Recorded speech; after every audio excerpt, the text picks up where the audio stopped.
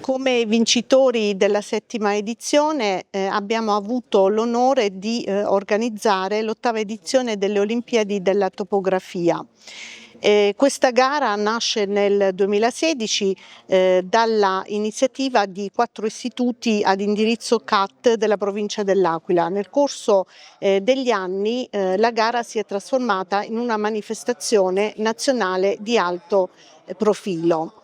Dunque non parliamo solo di una sana competizione tra studentesse e studenti dell'indirizzo tecnico tecnologico ad indirizzo costruzioni, ambiente e territorio, ma parliamo di un momento di condivisione dove la collaborazione è fondamentale poiché si tratta di una competizione a squadre. Grande emozione alla cerimonia di premiazione dell'ottava edizione delle Olimpiadi della topografia.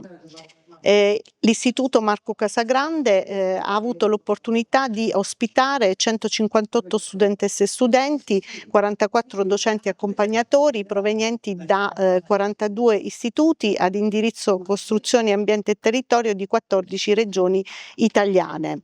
Le studentesse e gli studenti si sono affrontati in una gara avvincente. Durante la cerimonia di premiazione sono stati proclamati i vincitori dell'ottava edizione, partendo dal terzo podio sino ad arrivare al livello più alto del podio che ha visto vincitore l'Istituto Guarini di Modena. È stato un evento molto emozionante che premia un lavoro certosino e molto preciso fatto dagli studenti di questo istituto molto prestigioso, che ha premiato il loro impegno, il loro coraggio, l'assiduità dal punto di vista tecnologico e quindi anche di elevazione della cultura della tecnica della topografia, quindi è stato un momento anche di confronto con le altre realtà territoriali provenienti dalle altre scuole, quindi un momento di crescita, di formazione anche personale molto importante.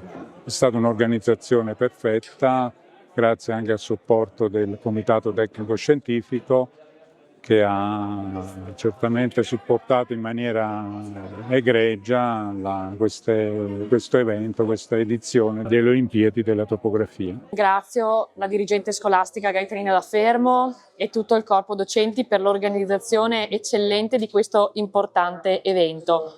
Un evento che sicuramente porta con sé importanti valori di educazione e civili, e è un onore per l'amministrazione comunale aver accolto 158 studenti da 42 istituti scolastici d'Italia qui a Pieve di Solivo. Per noi è un onore, l'amministrazione comunale sarà sempre a sostegno di iniziative come queste per la promozione di talenti degli studenti italiani, per far crescere loro non solo l'aspetto professionale ma anche personale.